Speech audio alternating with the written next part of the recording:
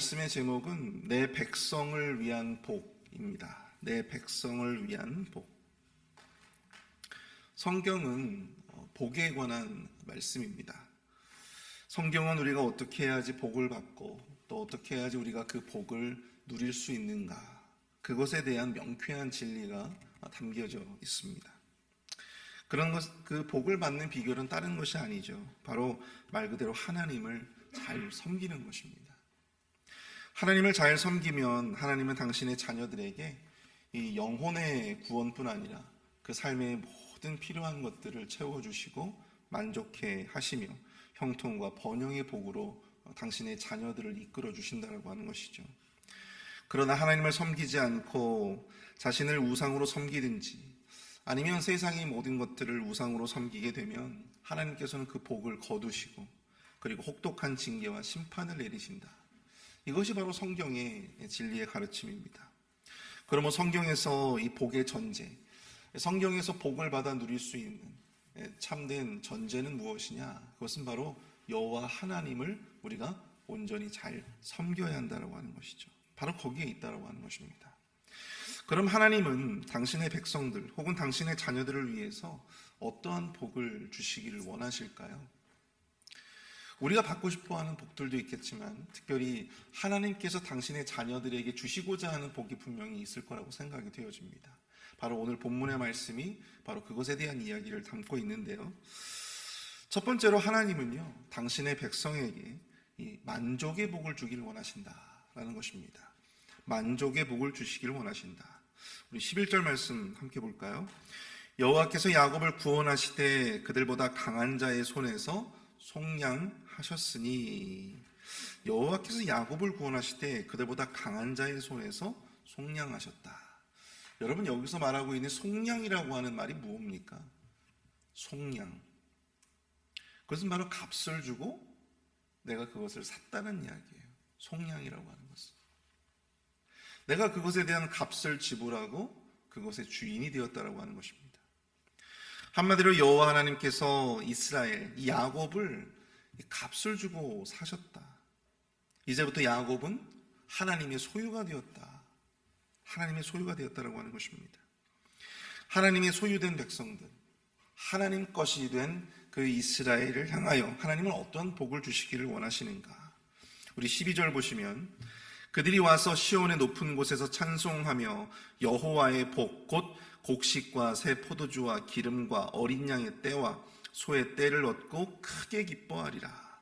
그 심령은 물된 동산 같겠고 다시는 근심이 없으리로다 할지어다. 여러분들, 이 복을 받아 누리시는 저와 여러분들 수 있게 축복합니다. 여러분이 12절에서 말씀하고 있는, 열거하고 있는 복이 있죠. 여호와의 복 곧 곡식과 새 포도주와 기름과 어린 양의 때 그리고 소의 때. 여러분, 이스라엘은 굉장히 척박한 환경이었기 때문에 다양한 어떤 그 소산물이 나는 그런 환경은 아니었습니다. 그런데 지금 여기 12절에서 언급하고 있는 이러한 곡식과 새 포도주, 기름, 어린 양의 때와 또한 소의 때는 당시 이스라엘에서 가장 많이 났던 그러한, 이스라엘에서 가장 많은 사람들의 어떤 소산이라고 볼 수 있는 그러한 내용들입니다. 주산물이죠. 그래서 하나님이 이스라엘 백성들의 만족을 위해서 베풀어 주실 수 있는 아주 다양한 그러한 복들, 다양한 필요들을 상징한다고 볼 수가 있습니다. 뿐만 아니죠. 그 심령은 물된 동산 같겠다. 그리고 근심이 없을 것이다. 더할 나위 없는 복 아니겠습니까? 세상에 살면서 근심 없이 살아갈 수 있는 것만큼 좋은 것이 뭐가 있겠습니까? 그 마음 가운데 참된 평안이 찾아오죠. 오늘 24절에서 내가 기름으로 제사장들의 마음을 흡족하게 하며 내 복으로 내 백성을 만족하게 하리라. 여호와의 말씀이니라. 하나님이 주시고자 하시는 복은요, 단순히 어떤 내적인 복, 우리가 소위 말하는 어떤 영혼을 위한 복 있잖아요. 그것만을 이해하고 있지 않다라고 하는 사실입니다.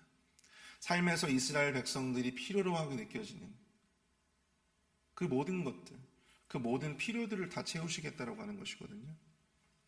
여러분, 성경을 보시면 예수님께서 이 땅에 오셔서 참 많은 사역들을 하셨는데요. 그 중에 또 대표적인 사역이 먹이는 사역이었어요. 말씀도 먹이시지만 또 뭘 먹이세요? 실제 먹을 수 있는 것들을 먹이셨다라고 하는 것이죠. 질병에 걸려서 아파하는 자들을 위해서 그 질병을 고쳐주셨고, 또 배가 고파서 굶주려 있는 자들에게 빵을 먹이시고, 말씀이 필요하고 복음이 필요한 자에게 말씀을 먹이시고 복음을 들려주셨습니다. 여러분, 하나님께서 우리에게 만족의 복을 주신다라고 이야기할 때는 우리의 진정한 모든 필요가 다 채워졌다라고 하는 것을 의미해요. 단순히 어떤 내적인 복, 어떤 영혼의 복만을 의미하는 것이 아니라 우리가 삶에서 필요한 물질, 우리가 또 삶에서 필요한 건강, 우리가 또 삶에서 필요한 먹을 것, 이 현실적인 것들을 하나님께서 채워주신다라고 하는 사실입니다. 여러분, 매슬로우라고 하는 사람이 있습니다. 이 사람이 심리학자인데요. 어떻게 하면 사람이 행복해질 수 있는가를 연구했던 사람이었어요. 근데 그 사람이 욕구 위계라고 하는 이론을 만들어내었습니다. 욕구 위계. 그 욕구, 인간에게는 아주 기본적인 욕구들이 이렇게 쭉 있는데요. 그 욕구들이 어떻게 채워져야지 사람이 참된 만족을 누리고 행복을 누릴 수 있는가. 그것에 대한 이야기예요. 근데 여러분, 사람이 정말 행복하기 위해서는요, 가장 베이스가 되는, 기초가 되는 욕구가 있다고 합니다. 그것이 뭔지 아십니까? 바로 생리적인 욕구예요. 생리적인 욕구. 기본적으로 식욕, 성욕, 그리고 또 안전에 대한 욕구, 이런 것들이에요. 이런 것들이 채워지지 아니하면 아무리 자아 실현을 하고 아무리 그 자존감이 높게, 자존감의 욕구 또한 자존의 욕구가 채워진다고 해도 참된 만족을 누릴 수가 없는 거예요. 여러분, 내가 정말로 막 배가 고파가지고 죽을 것 같은데, 내가 정말 배가 고파서 죽을 것 같은데 어떤 참된 철학적인 진리가 여러분들 그 귀 속에 들려오겠습니까? 그렇지 않잖아요. 가장 기본적인 욕구들이, 가장 기본적인 필요들이 채워져야 되는 것입니다. 여러분, 우리 주님께서도요, 우리에게 마냥 어떤 정신승리만을 요구하지 않으신다라고 하는 사실입니다. 하나님께서는 우리의 가장 필요로 하는 것들, 그런 것들을 외면치 아니하시고 그 모든 것들을 다 채우시기를 원하신다는 거예요. 그들의 필요대로 채워주시고 그들의 배고픔과 아픔을 두고 외면치 않으시는. 특별히 여러분들 여기 보시면요, 제가 이 본문을 묵상하면서 들었던 생각이, 왜 만족이라고 하는 것이 왜 복일까를 생각을 해보게 되었어요. 왜 사람이 만족해하는 게 왜 복이 되는 걸까? 당연히 여러분들 보세요. 이 곡식과 새 포도주와 기름과 어린 양의 때와 소의 때, 여러분, 이러한 소유들이 우리에게 많아지면 자연스럽게 여러분들 만족이 되어지는 건 아니겠습니까? 근데 왜 이것을 하나님께서 복을 주신다 이렇게 말씀하실까? 많은 것들을 소유하고도 이 모든 여기서 열거하고 있는 하나님께서 열거하신 이 많은 것들을 내가 소유해도 중요한 것은 하나님께서 그 삶 가운데 그것을 누리고 만족해야 하는 은혜를 허락하지 아니하시면 우리가 그것을 통해서 참된 만족을 누릴 수 없다라고 하는 사실입니다. 오히려 많은 소유를 가진 사람들이, 많은 물질을 가진 사람들이, 많은 것들을 누리며 살아가는 사람들이 의외로 그 마음 가운데 공허감이 있고 허탈감으로 세상을 살아가는 사람들이 정말 많거든요. 그렇기 때문에 그 많은 소유들을 내가 누리면서 만족함을 얻으면서 살아가는 것도 여러분, 하나님만이 우리에게 주실 수 있는 복이 될 수 있다고 하는 사실을 여러분들 기억하실 수 있기를 축복합니다. 여러분, 물질이 아무리 많아도 여러분들 우울증에 시달리는 사람들도 많고요. 물질이 아무리 많아도 그 마음 가운데 공허감 때문에 자꾸만 이 딴짓을 하는 사람들도 세상에는 정말 많이 있어요. 뭐 때문입니까? 그 마음이 채워지지가 않는 거예요. 그 자신의 인생을 파괴하고 그 자신의 가정도 파괴하는 그런 안타까운 일들이 세상에는 얼마나 많이 벌어지는지 알 수 없습니다. 만족이라고 하는 것은 하나님만이 우리에게 주실 수 있는 거예요. 믿으십니까? 여러분, 만족은 하나님만이 우리에게 주시는 거예요. 내가 이런 소유들이 많으면 자연스럽게 내가 만족함을 누리겠지, 이게 아니에요. 만족이라고 하는 것은 하나님이 우리에게 주시는 은혜입니다. 여러분들, 제가 가끔씩 우리 아이들과 함께 이제 외식을 하면요, 이 짜장면 한 그릇에도 우리 아이들이 굉장히 행복해하고 또 이 말이 많아지는 것을 보게 돼요. 애들이 막 흥분을 해요. 막 흥분을 합니다. 애들이 흥분하면 어때요? 말이 많아지잖아요. 근데 생각해 보면 아이들이 그 짜장면이 좋아가지고 그렇게 흥분한다기보다는 그걸 누구와 함께 먹기 때문이죠? 바로 가족들이, 사랑하는 아빠, 엄마, 그리고 사랑하는 가족들과 함께 그것을 나누기 때문에 기뻐하고 행복해하는 거잖아요. 바로 하나님의 자녀들이 누리는 이 만족이라고 하는 것도 바로 그거와 같다라고 하는 사실입니다. 내가 아무리 좋은 것을 누리고 내가 아무리 좋은 것을 가졌다 하더라도 하나님과의 관계가 어그러지면요, 우리 안에 참된 행복이 없어요. 우리 안에 참된 만족이 없는 거예요. 내가 뭘 더 많이 가지고 더 많이 이루는 것이 중요한 것이 아닙니다. 우리 안에서 하나님이 우리에게 그 만족함을 주셔야 우리가 진정한 하나님과의 좋은 관계 속에서 하나님의 만족의 복을 주시면, 여러분, 작은 것 하나에도, 짜장면 한 그릇에도 우리는 기뻐하고 행복해할 수 있는 것입니다. 만족의 복이라고 하는 것은 여러분 그렇기 때문에 철저히 하나님의 은혜이고 하나님의 복이다. 저와 여러분들이 그 복을 받아 누리실 수 있게 되어지기를 축복합니다. 우리 시간 두 번째로 생각해 볼 것은요, 하나님은요 당신의 백성에게 위로의 복을 주시기 원하신다라고 하는 것입니다. 위로의 복을 주시기 원하신다. 여러분 15절부터 17절까지의 말씀들을 한번 볼까요? 여호와께서 이와 같이 말씀하시니라. 라마에서 슬퍼하는 통곡하는 소리가 들리니 라헬이 그 자식 때문에 애곡하는 것이라. 그가 자식이 없어져서 위로받기를 거절하는도다. 여호와께서 이와 같이 말씀하시니라. 내 울음소리와 내 눈물을 멈추어라. 내 일에 삭슬 받을 것인즉 그들이 그의 대적의 땅에서 돌아오리라. 여호와의 말씀이니라. 너의 장래에 소망이 있을 것이라. 너의 자녀가 자기들의 지경으로 돌아오리라. 여호와의 말씀이니라. 아멘. 여러분 본문 15절을 한번 보세요. 본문 15절에서 라마에서 슬퍼하며 통곡하는 소리가 들린다라고 합니다. 이게 무슨 의미입니까? 왜 라마에서 슬퍼하며 통곡하는 소리가 나는 거죠? 바벨론이 침공에 들어왔어요. 그래서 많은 우리의 자녀들을 다 포로로 끌어갔어요. 잡아갔습니다. 자녀가 포로로 끌려가는 그 모습을 본 부모의 마음이 어떨까요? 찢어지는 것이죠. 그 슬픔과 그 통곡의 소리가 지금 이렇게 표현되고 있는 것입니다.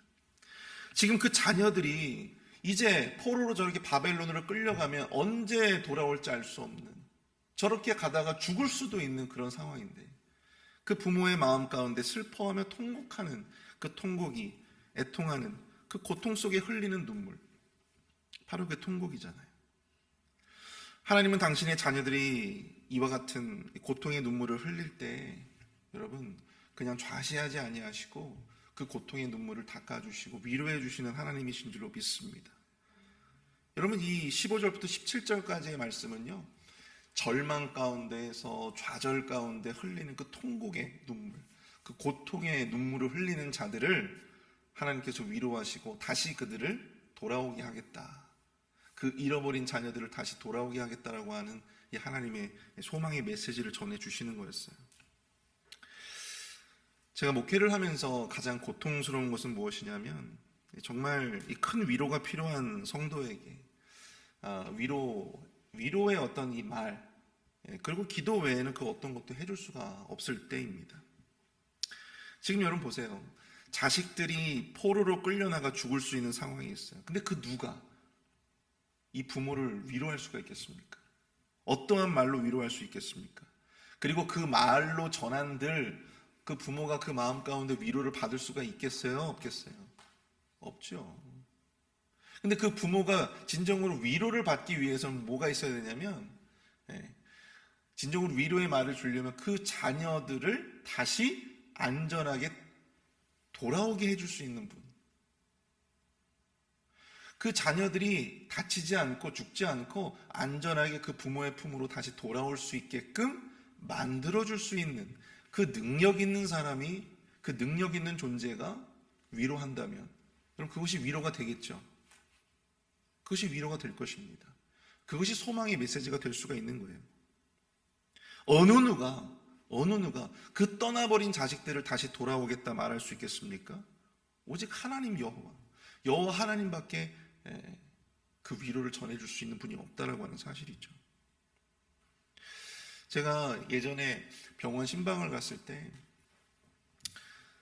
제가 전도사 시절이었어요. 전도사 시절에 병원에 신방을 갔는데 제가 맡고 있는 주일학교 아이가 갑자기 몸이 좋지 않아가지고 병원에 입원을 한 거예요. 병원에 신방을 갔는데 옆에서 그 어머님이 계속해서 막 우시는 거예요. 제가 너무 안타까워서 이제 어머님 좀 이렇게 진정하시고 우리 승환이 괜찮을 겁니다 하면서 제가 이제 위로를 좀 해드렸거든요. 근데 그럼에도 불구하고 그 위로가 되지 않는 것 같았어요. 계속 우시는 거예요. 얼마나 그게 안타깝고 막 그러겠어요. 근데 갑자기 저쪽에서 이제 담당 의사가 와가지고 조금 뭐 별일 아니니까 뭐 조금만 좀 지켜보고 어머니 너무 그렇게 마음 쓰지 않으셔도 될 것 같습니다. 그렇게 의사가 한마디 하니까 어머님이 눈물을 다 그치시는 거예요. 제가 그때 나의 이 말 한마디가 아무런 의미가 없구나라고 하는 것을 제가 그때 느꼈어요. 여러분, 아이의 건강에 대해서, 아이의 질병에 대해서 낫게 할 수 없는 그러한 사람이 주는 위로가 여러분 위로가 될 수 없듯이 여러분 그 일을 해결해 줄 수 있는 사람이 하는 위로가 진짜 위로인 것입니다.